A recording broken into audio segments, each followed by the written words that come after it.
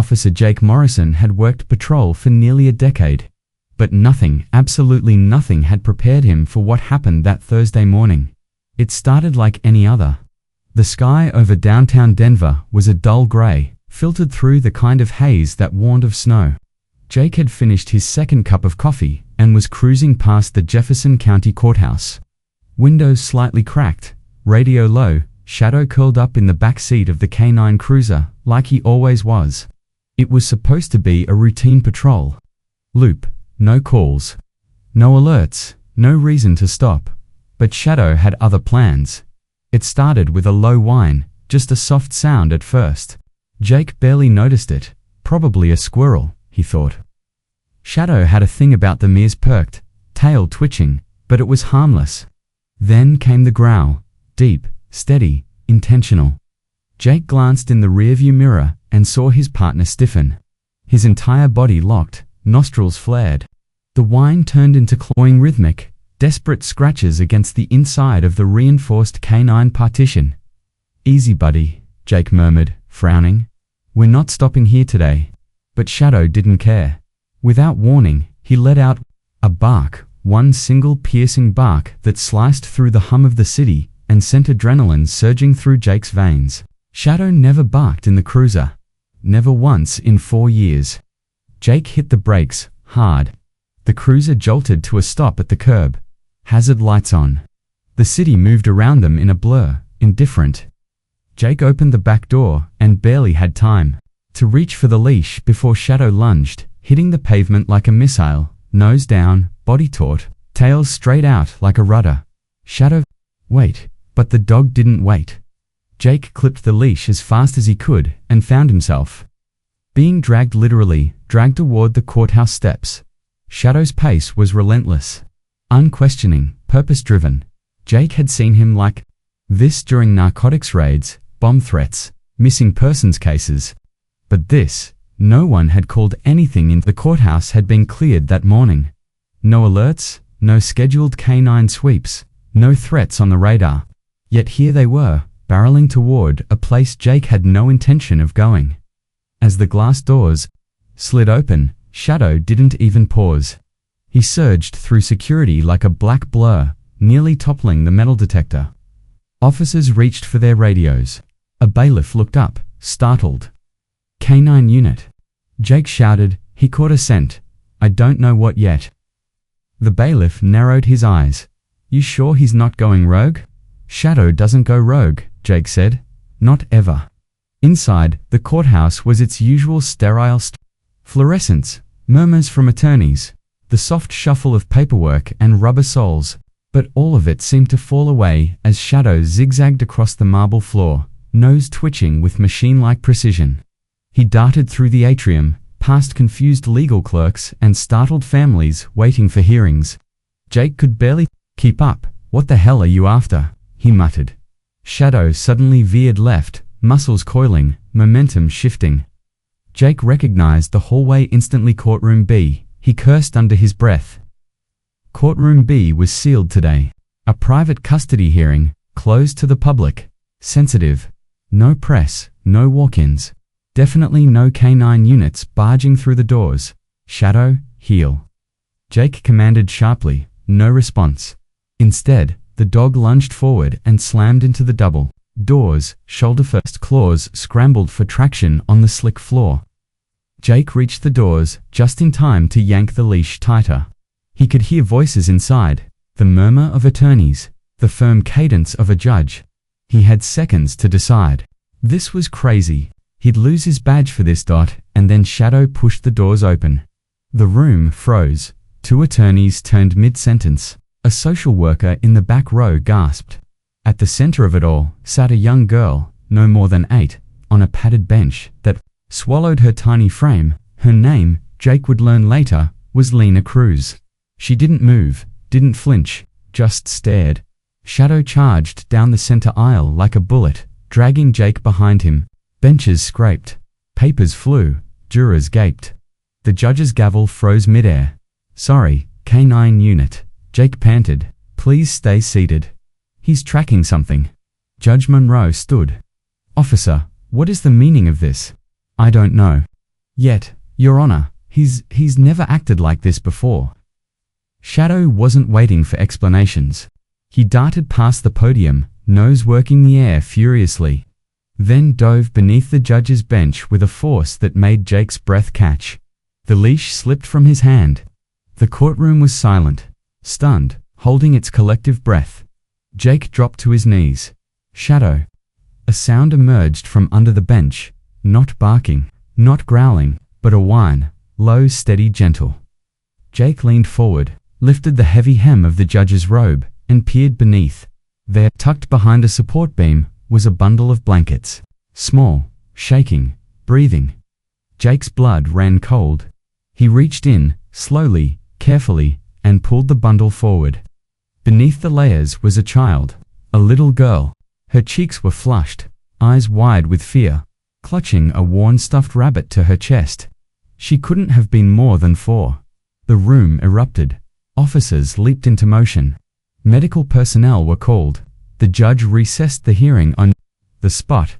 Shadow backed away on command, tail low but wagging. His job was done, and he knew it. The girl's name was Ava. She'd gone missing over 3 hours earlier. Her grandmother had brought her to the clerk's office that morning and turned her back for only a second. That was all it took. A quiet search had begun. Security teams combing the building without causing alarm. They found nothing. Until Shadow Dot in the chaos. As paramedics wrapped Ava in a blanket and reunited her with her sobbing grandmother, Lena Cruz remained still. Watching, she didn't speak. She didn't move from the bench, but her eyes, wide, solemn eyes, followed Shadow like she understood everything he had just done. And Jake couldn't stop looking at her either, because while Ava was the one who had been rescued, something about Lena told him that this story was far from over. The courthouse emptied slowly, like air leaking from a balloon. Officers returned to their posts, legal teams whispered in corridors, and Judge Monroe retreated to her chambers without ceremony. But Lena Cruz didn't move. She sat exactly where she had during the hearing, legs swinging, small hands folded neatly in her lap, her eyes tracking every movement Shadow made as he circled back to Jake Dot. Jake stood near the exit, feeling the headache building behind his eyes. The adrenaline had worn off, leaving him hollow. His partner, the dog who had just uncovered a missing child under the judge's bench, leaned gently against his leg, tail thumping like a slow drumbeat. Jake scratched behind Shadow's ears, murmuring, "You really stirred things up today, didn't you?" A bailiff approached, clearing his throat. "Officer Morrison, Judge Monroe would like a word."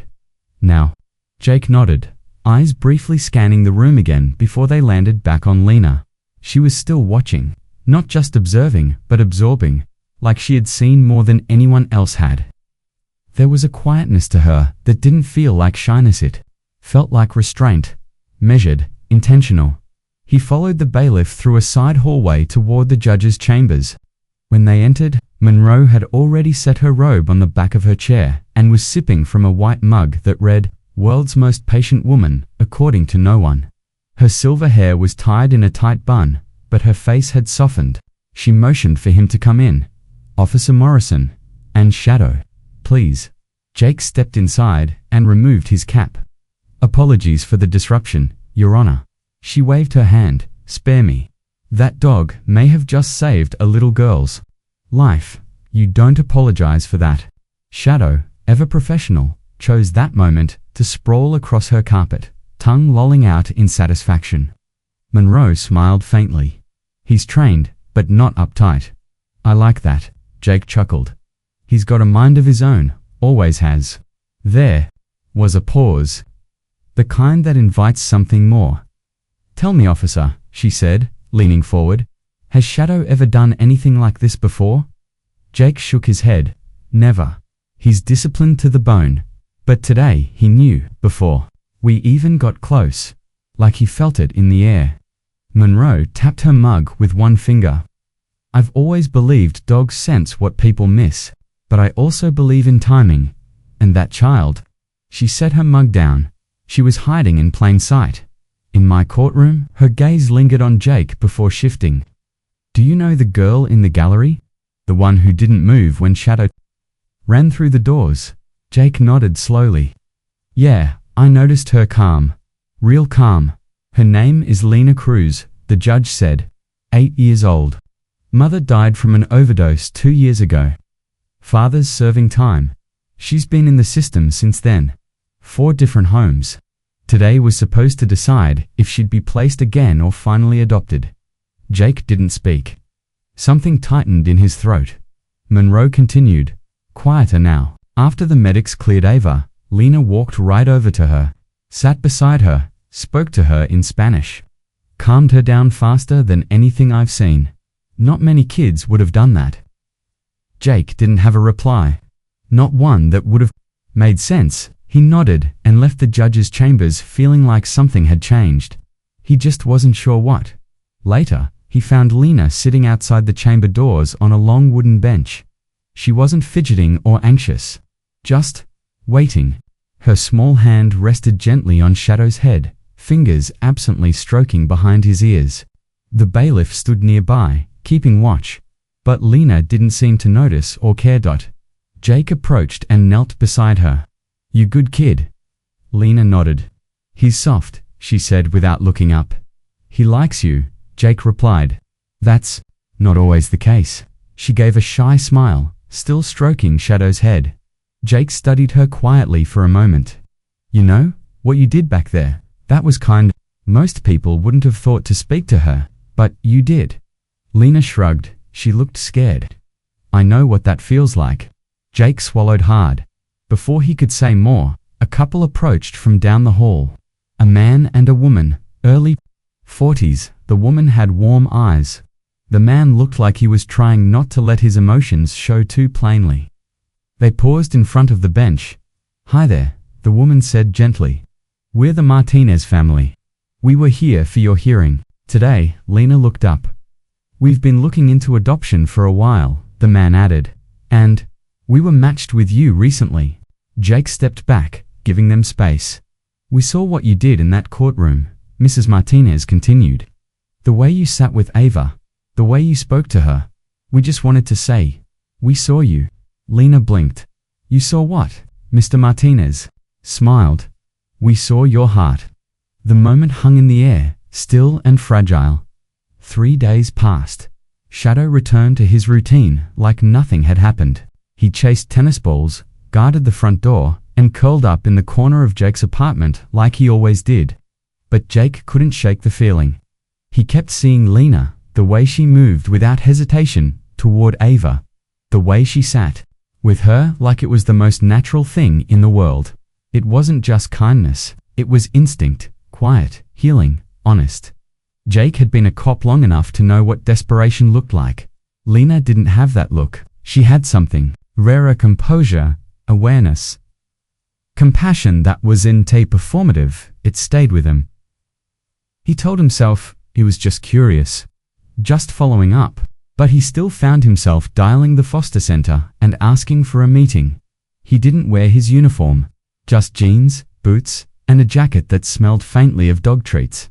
Lena was in the common room, helping a younger boy with a puzzle. When she saw him, her face lit up. You came, Jake nodded. Brought someone too, he gave a short whistle. Shadow trotted in, tail already wagging. Lena grinned and knelt, arms wrapping briefly around the dog's neck. Outside, they sat at a picnic table as the sun dipped behind the fence line. The air was crisp, touched with the scent of dry leaves. Shadow stretched out on the concrete beside them and closed his eyes. Jake cleared his throat. I asked your caseworker if I could check in. Just wanted to see how you're doing. I'm okay, Lena said. Mr. and Mrs. Martinez are really nice. They said I could pick a middle name if I want. A new one, Jake smiled. Got any ideas? She looked at Shadow, then back at him. I was thinking, maybe Hope. Jake's throat tightened. That's a good name, he said. Strong name. She nodded, then fell quiet. They sat in the fading light, the silence not heavy, but full like everything important had already been said. Shadow slept between them, his breathing steady, and for the first time in days, Jake felt like maybe things were beginning to make sense. The footage played on Jake's laptop for the third time that morning. He sat at his kitchen table, half-eaten toast beside him, coffee long gone cold. His eyes scanned the grainy black and white security feed from the courthouse again. He knew it was bordering on obsession, but something wouldn't let him stop. The time stamp blinked. The doors of Courtroom B flew open. There was Shadow charging down the aisle. There was Ava hidden beneath the judge's bench, the tiny shape barely visible beneath layers of blankets. Jake watched his own figure trail behind the dog, breathless and confused. But today, he wasn't watching Ava. He was watching Lena. In the chaos, she sat still, unflinching. Jake slowed the playback. As Shadow made the final turn toward the judge's bench, there was a flicker, barely a second, where the dog paused. Not visibly, not to most eyes. But Jake had trained with Shadow for years. He knew his rhythm, his movement, his instincts, and right before Shadow dove beneath the bench, his head tilted. Not toward Ava, toward Lena. Jake hit pause. The frame stuttered. Shadow was looking directly at the girl. He rewound, watched it again. It didn't make sense. There had been no hesitation in Shadow's search. No detour. Yet somehow, in that heartbeat before his discovery, his attention had flicked to Lena. Jake leaned back in his chair, rubbing his jaw. Was it nothing a coincidence? Or had Shadow on some level recognized something in her? Some unspoken connection? He didn't have answers, but he knew one thing. Shadow was restless again. Every night since the courthouse incident, the dog paced, not toward the door. Not in response to sirens or sense. It was like he was waiting for something, or someone. 2 days later, they were back at the courthouse. Jake told himself they were just checking in. He didn't notify dispatch. Didn't log it officially. He parked on a side street and walked in through the west entrance, Shadow at his side, leash loose. The dog moved with intention, not urgency. His nose twitched once, twice, and then stilled. The halls were quiet. Jake walked slowly past the security station, then into the main corridor. Courtroom B was empty now, but it wasn't where Shadow was heading. Instead, he turned down a different wing. Courtroom D. Jake had almost forgotten the layout of this side. It wasn't part of his regular patrol route. Shadow stopped halfway down the hall and sat abruptly, staring at the base of the wall. His ears stood forward. His tail was still. Then came the whine. Low, urgent. The exact same sound he had made the day they found Ava. Jake knelt. "What is it, boy?" Shadow nudged his nose against a baseboard vent, one of the older models, rusted along the edges. Jake inspected it. The grate was loose. He grabbed a multi-tool from his belt, unscrewed the corners, and pulled the cover free. Dust wafted out. Old, stale, untouched. Jake angled his flashlight into the vent and reached in. His fingers brushed fabric, soft, thin, child-sized. He pulled it out, a faded cloth blue, maybe once a brighter shade. Now covered in dust and grime, its texture worn.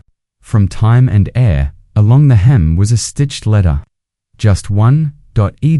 Jake stared. E, like Emma. He whispered, then shook his head. No, Eloise. His pulse quickened. The cloth wasn't from Ava, it was older, much older.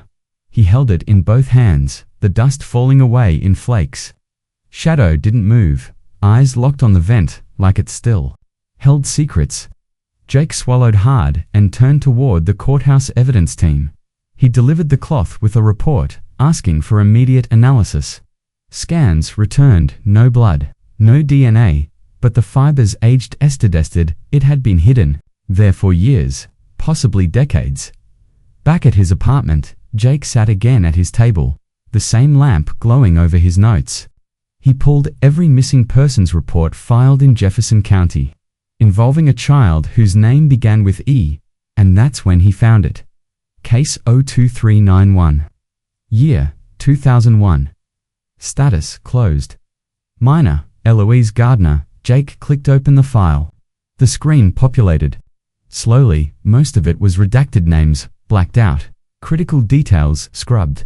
But a few pieces slipped through. Eloise female, age 6, disappeared inside Jefferson County Courthouse. Last seen, custody hearing, Courtroom D, never found, presumed. Abducted. Jake leaned back in his chair. 23 years, he muttered, the next morning. He forwarded the file to Judge Monroe with a simple message. I think this deserves another look. She replied 12 minutes later, come to chambers, bring Shadow. Jake arrived at sunrise. The courthouse felt different. This time, not colder, not darker, but heavier, like it was holding its breath. Monroe was waiting, black coffee in one hand, printed case file in the other. Her eyes scanned the report as Jake sat across from her. Shadow at his side. I was here in 2001, she said quietly. Brand new on the bench. But I wasn't assigned this case. That was Judge Clean. He's retired now. She laid the cloth on her desk, smoothing it gently. Do you think it's hers? Jake nodded. I think someone used Courtroom D to make a child disappear. And I think Shadow just found the first trace of her in 23 years. Monroe's fingers drummed against her mug. But why now? Why would this show up today? Jake stared at the cloth. Maybe it never left. Maybe no one ever looked. They walked together into Courtroom D. The lights buzzed overhead. The wood paneling gleamed faintly with age. It looked the same as any other courtroom, but Shadow wasn't fooled. He pulled toward the vent again. Jake crouched beside him, flashlight back in hand. He swept it across the inside dust, old screws, faint scratches, nothing new. Then something shimmered. A glint in the corner. Jake reached in and retrieved a small silver locket. The hinge was rusted, but intact. Inside, a photo of a young girl. Freckles, bright eyes, a name written in marker across the back, Eloise, age 6. Monroe brought a hand to her mouth. She didn't speak. Shadow sat still, his body alert. UNMOVING, Jake closed the locket gently. They didn't need to say anything. The weight of 23 years had just shifted and it was time to uncover the rest. The decision to reopen the case came quickly. Judge Monroe didn't hesitate after seeing the locket with Eloise's name inside. By noon, cold case investigators were inside the courthouse, combing Courtroom D and surrounding areas with tools, scanners, and cameras. Jake remained close, standing quietly with Shadow as the team moved in and out of the room. Their steps slow and deliberate, their voices muted by the weight of what they were searching for. But the building itself fought. Time had erased fingerprints, worn down surfaces, and rendered surveillance obsolete. There were no usable prints, no working cameras from 2001, no obvious signs of forced entry or escape. The courthouse had been updated since then, but only just enough to cover its age, not rewrite its history. Jake kept rereading the reports. Each one repeated the same detail. Eloise was last seen entering Courtroom D for a custody hearing. But something didn't sit right. In every account, no one could confirm who brought her in. Not a parent, not an attorney, just vanished into the room and never seen again. That evening, Jake sat on his porch with Judge Monroe. She had insisted on stopping by. There was something about this case that wouldn't let go of her either. I can't stop thinking about it, she said, nursing a mug of tea, her voice low. What kind of person would use this courthouse to hide something so dark? Jake took a long sip of coffee, letting the bitterness ground him. I don't know, but I think they worked here. Maybe they still do. Monroe turned. Sharply still, Jake nodded. I don't think that cloth was just forgotten. I think someone left it, planted it even. And I think they knew Shadow might find it. Monroe looked toward the dog, who lay sleeping at Jake's feet. Then Shadow's not just a hero, she murmured, he's a threat. Later that night, a call came into dispatch. Anonymous, just 15 seconds of audio. A low, distorted voice. You should have let it stay buried. Then silence.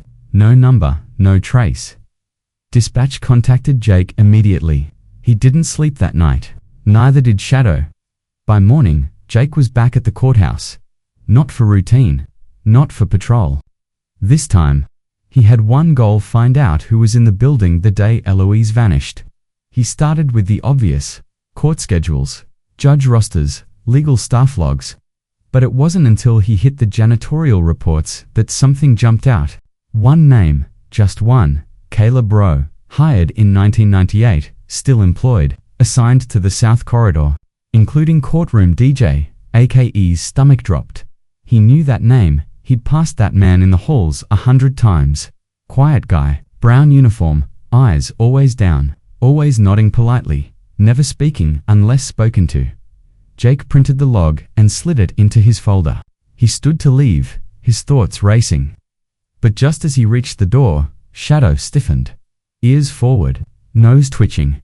Jake froze. Footsteps in the hallway, then a voice, smooth and low. Looking into old ghosts, Officer Morrison. Jake turned.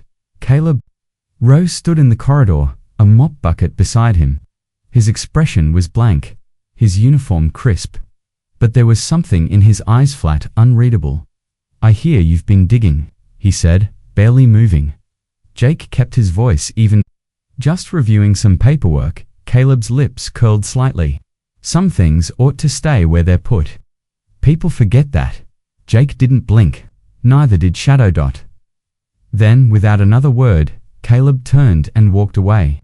The mop squeaked softly behind him as he disappeared around the corner. Jake crouched beside Shadow. "I don't think he likes us much." Shadow didn't respond, just stared at the corner where Caleb had vanished. By the end of the day, Monroe had quietly approved a limited search warrant. It covered Caleb's workspace, as specifically the custodial supply closet and the basement maintenance rooms tied to Courtroom DJ. Geared up, he brought a forensic technician and Shadow. The entrance to the basement was down a seldom-used hallway behind the court archives. Pipes lined the ceiling. The air was damp, smelled like mildew and rust. They reached the janitor's room. The door was locked, as expected. Security had provided a key. The lock clicked open. Inside was what you'd expect. Shelves of bleach, gloves, buckets, detergent. A cracked radio sat in the corner. Everything looked ordinary until Shadow moved. His body went stiff. Then he crept forward, low and quiet, like he was stalking something invisible. He moved toward the far wall and began to circle. His nose pressed to the floor. He stopped suddenly and sat. Jake followed, flashlight in hand. The flooring was old linoleum, yellowed with age, but in one square near the back corner, the seams were off. To clean, to even. Jake used his knife to pry at the edge. It lifted with effort, revealing wooden planks beneath, hand-cut, nailed down, and under that, the scent hit them before the panel came free. Decay. They called it in. Within an hour, the room had transformed into a full-scale crime scene. Investigators worked under harsh floodlights, gloves snapping, cameras clicking. Beneath the wooden planks was a shallow cavity, barely 3 feet deep. Inside were remnants: a child's blanket, faded pink with cartoon bears, bone fragments, small, and a single shootini, worn smooth, the rubber peeling at the edge. Jake stepped back, heart thudding. Shadow didn't bark, didn't growl. He simply lay down beside the opening, his body curled protectively toward it like a sentry, as if guarding what had been hidden for far too long. The DNA results would take days. But no one doubted it. It was her, Eloise, the girl with the letter stitched into her cloth. The girl who vanished in 2001. The girl no one ever found until now. Jake stood near the door as the forensic team continued their work, his fists clenched, his jaw tight. How many people had walked these halls, sat in these rooms, filed paperwork and delivered verdicts, completely unaware that a child lay buried beneath their feet? How many more had disappeared quietly while the world moved on? And how, out of all the people who had come and gone, was it a dog, just one dog, who refused to stop digging? The next day, Caleb Rowe didn't show up for work, and he didn't show up the day after that. When investigators searched his apartment, they found it spotless. No personal items, no mess, no sign of panic. But Shadow found something Inside the heating vent, tucked deep behind the slats, was a folded newspaper clipping, a story dated from 2001. Child missing in courthouse. Police investigating possible abduction. In jagged, ballpoint scrawl across the margin were 6 chilling words. You should have stopped digging. The message was clear. This wasn't over, not yet. The hunt began quietly, but it escalated fast. Jake barely slept that week, not because of exhaustion, but because something inside him wouldn't let go. Neither would Shadow. Every time Jake stirred at night, Shadow was awake too, pacing near the door or sitting by the window like he was waiting for a sound only he could hear. They followed every lead. Caleb Rowe had vanished into the cracks of the city, but his presence lingered like smoke. Surveillance footage showed nothing useful. Gas station cameras caught the edge of a brown custodial van leaving Denver, but the plate was blurred. Pawnshops had no record of him. Bus terminals turned up empty. It was as if he had disappeared into the earth itself. But then, 5 days after the basement discovery, something happened. Lena came home from school that afternoon, her backpack swinging lightly as she walked up the driveway. Susan Martinez was watering plants near the porch. Lena paused, her feet locking in place. 3 houses down, parked along the curb, was a brown custodial van. No markings, no logos, windows dusty. Engine cold. Susan followed Lena's gaze. Her breath caught. She grabbed her phone and called Jake. Immediately, by the time Jake arrived, Caleb was gone, but Shadow wasn't. The dog leaped from the cruiser before Jake even had the door fully open. Nose down, tail stiff, ears up. He sniffed the sidewalk, circled once, then pulled east straight toward the woods behind the neighborhood. Jake clipped the leash. Let's end this, he muttered. They moved quickly, radioing for backup as they ran.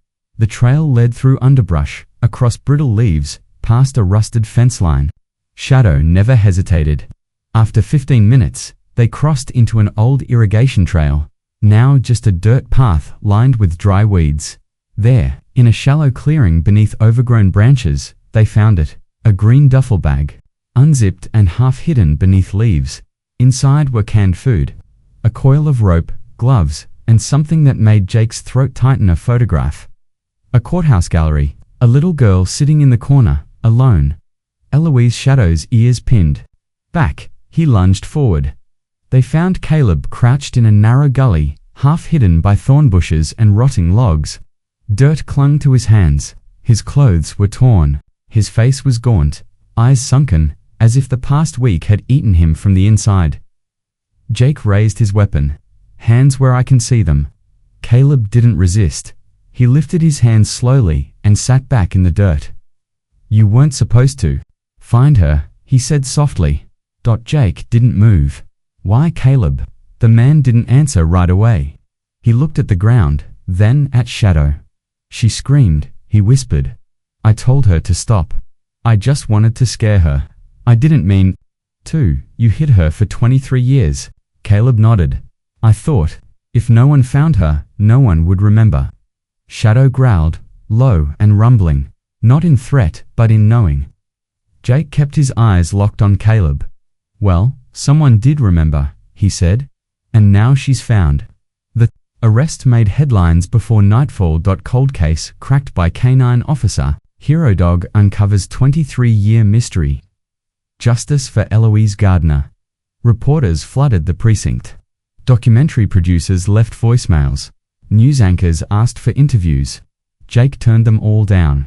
He didn't care about TV segments or magazine features. This wasn't a story for the spotlight. It belonged to Eloise. A week later, they held a small memorial on the courthouse steps. Judge Monroe led the remarks. Eloise's surviving relatives, an aunt from Oregon, a cousin from Fort Collins, stood silently as flowers were laid in a circle. There was no music, no speeches full of pomp, just a plaque in memory of Eloise Gardner, a child whose voice was lost but never forgotten. Shadow stood beside the plaque the entire time, motionless, alert, as if still guarding the place he had uncovered. Then Lena stepped forward. She held a folded paper in her hands. Her dress fluttered slightly in the breeze. Jake watched her climb the steps, take the small microphone Monroe handed her, and unfold her letter with care. Her voice trembled at first, but it didn't break. "Eloise," she read, "I didn't know you, but I felt you. We all did. You mattered. Even if people stopped looking, you were still there. You were real, and now you're home." There wasn't a dry eye in the crowd, not among the officers, not even Jake. That night, Jake opened the front door and let Shadow off leash. The dog trotted inside, circled his favorite spot by the couch, and finally laid down and closed his eyes. No whining, no pacing, no tension, just sleep. Peaceful and complete. He hadn't rested like that in weeks. The next morning, Jake submitted paperwork for Shadow's retirement, not because the dog couldn't keep working, but because he had already done more than any canine should ever have to do. He deserved something better now. From that day forward, Shadow remained Jake's companion, not his partner. He still wore his vest for school visits and courthouse events, but he no longer chased suspects or sniffed through cold corridors. He had earned his rest. Every Friday after school, Lena visited. Sometimes they baked cookies. Sometimes they sat in silence. Sometimes they just watched Shadow nap in the sunlit corner of the porch. One afternoon, Lena asked Jake, "Do you think dogs have feelings like people?" Jake thought about it for a moment. "I think they have something better," he said. "They don't need words, they just know." Lena smiled. "I think Shadow knew what I was feeling before I even did." Jake nodded. "He's good at that." And as the sky turned amber behind the trees, and Shadow snored softly by the door, Jake realized something. This wasn't just a story about solving a mystery, it was about everything that came after. The healing, the quiet, justice, the way a little girl's voice once buried was finally heard. Monday morning arrived with the kind of soft light that made everything feel calmer. The Jefferson County Courthouse looked different now. Warmer somehow, not in temperature, but in spirit. Sunflowers stood in a tall vase on the windowsill inside. Courtroom B, behind the judge's bench, hung a handmade sign, "Welcome Home." Letters carefully cut from glittered paper and taped together like a school project. The benches were filled, but this time, no one sat with legal pads or tension brimming in their shoulders. There were no tight whispers between attorneys or clicking pens, just smiles. Laughter, a quiet, buzzing anticipation. Susan and Michael Martinez sat near the front, their hands clasped. Michael wore a tailored gray blazer. Susan, a royal blue cardigan. Both looked more nervous than they had been during Lena's original custody hearing. Between them, Lena sat in a white dress with tiny embroidered birds along the hem. She clutched a stuffed animal in her lap, not a teddy bear, not a doll, but a black plush dog wearing a toy vest with a plastic badge on its collar. Jake entered quietly from the back, Shadow trotting beside him. The canine had been freshly groomed, his coat glossy, his gait dignified as ever. They found a seat along the side aisle, not wanting to take attention away. But the moment didn't last long.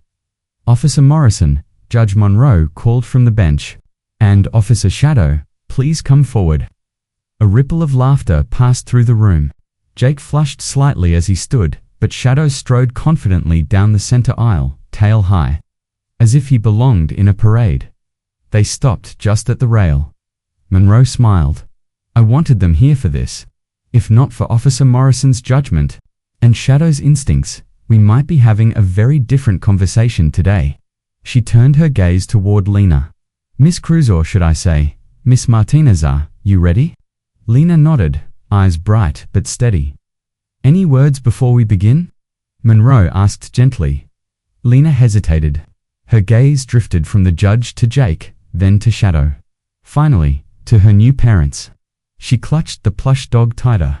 "My mum used to say heroes don't always wear capes," she said softly. "Sometimes, they wear vests." The room was silent for a beat. Then, warm applause filled the space. The hearing moved forward quickly after that. Paperwork was signed. The judge's gavel landed once, ceremoniously. It was official. Lena Martinez now had a permanent family. The girl who had sat on too many benches, with too few choices, now had a home. Outside on the courthouse steps, photographers snapped photos. But this wasn't a press event. This was something quieter, something sacred. A child had found a place to belong. In every photo, Shadow sat proudly next to Lena, his tongue out, tail relaxed, posture regal. The Martinez family had brought a small celebration cake, shaped like a bone, white icing spelling out thank you.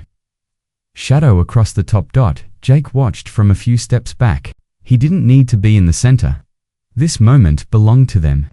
Still, when Lena turned and tugged him into a photo, he didn't resist. She smiled up at him as the shutter clicked, one hand on Shadow's back, the other in her new father's grasp. That evening, Jake sat on his porch again. The sky was turning dusky orange, and Shadow lay at his feet, chewing lazily on a peanut butter treat. Across the street, a neighbor was stringing Halloween lights along a fence. It was the kind of night where the world felt normal again. His phone buzzed, a message from Susan Martinez. "Hey, Officer Morrison." Lena asked if Shadow could visit her school next week. "She's doing a Heroes in Our Lives presentation. Totally understand if it's not possible. Just wanted to ask." Jake smiled and typed back, "Absolutely. Shadow would be honored." Then, after a pause, he added, "He already thinks he's famous." The following Monday, Jake pulled into the parking lot of Jefferson Elementary. The lawn was scattered with pumpkins and hay bales. A resource officer waved them through with a grin. As the cruiser rolled to a stop, a group of second graders ran to the sidewalk, eyes wide. "Is that him?" one kid shouted. "That's the dog from the news. He's like a superhero." Another said. Jake opened the back door. Shadow stepped out calmly, unbothered by the chaos. He stood still for a moment, then wagged his tail once. Just enough. Inside the auditorium, a banner hung across the stage. "Heroes in Our Lives, second grade presentation." Lena stood at the front with a microphone in hand. Her shoulders were square. Her chin was high. She wasn't nervous. "This is Officer Shadow," she said. "He doesn't talk, but he listens better than most people." The audience hushed. "He found a lost girl. But more than that, he made me feel safe." For the first time in a long time, Jake blinked hard from the side of the stage.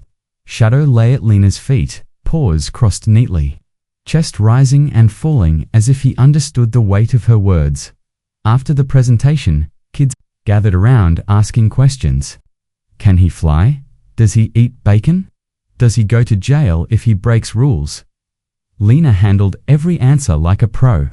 She handed out dog-shaped cookies, giggling when Shadow licked a few by accident. Later, as the crowd cleared, she tugged gently on Jake's sleeve. "Can I ask something?" "Of course. Why did he pick me?" she asked. "Out of everyone." Jake paused, thinking carefully. "I don't think Shadow picked you," he said. "I think he found you. Same way you found Ava, same way good people find each other. When the world finally lets them." She didn't reply, but she nodded, and that was enough. That night, Jake dropped Shadow off at home and checked his phone. 3 new emails. Local schools requesting canine visits. A voicemail from a non-profit, asking if Shadow could be part of a calendar fundraiser. He deleted them all. This story wasn't for headlines or fundraising. It belonged to Lena. To Ava. To Eloise. It belonged to everyone who had ever been invisible. Someone took the time to see them. There were no sirens on that day, no chases, no arrests in the final moments. Just a dog who refused to ignore what others couldn't see. A girl who gave comfort where it was needed. A family brave enough to say yes. Sometimes, Jake thought, the real rescues didn't happen in the moments of danger. They happened in what came after. In the silence, in the stillness, in the lives changed quietly and permanently. Shadow wasn't sleeping yet. Jake could tell by the way his breathing slowed, but didn't deepen. The way his ears still twitched at every sound, but there was no restlessness tonight, just readiness. As if he was waiting not for danger, but for peace to settle, and eventually, it did. Shadow curled tighter near the window, his head resting gently on his paws. Outside, the wind stirred softly in the trees. Jake sat nearby, the room dim, his heart finally light. Sometimes, the greatest heroes weren't the ones who arrived with flashing lights or dramatic entrances. They were the ones who simply refused to stop listening until every voice, no matter how small, was heard.